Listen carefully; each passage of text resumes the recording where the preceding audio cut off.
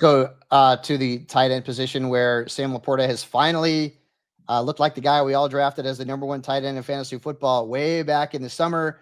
Double digits in 3 straight games. In 4 of his last 5, he had 18 in a loss to the Bills. Most recently, the Bears have been very generous to tight ends. In fact, the 9th most points allowed to the position since week 8.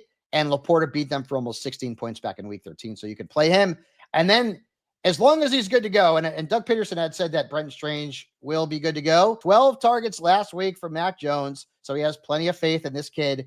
The Raiders have allowed the most points to tight ends in the last 8 weeks.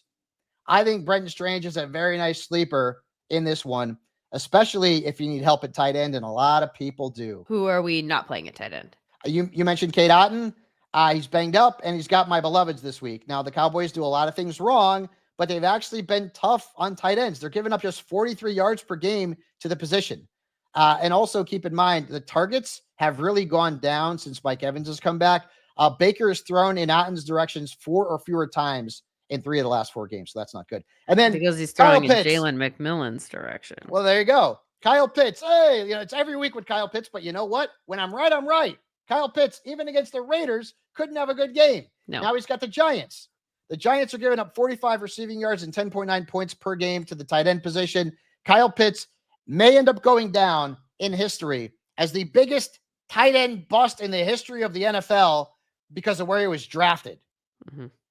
He is not even close to expectations being met. Maybe Michael Penix will change that. I don't know. I don't think so. But Kyle Pitts needs to be on your bench.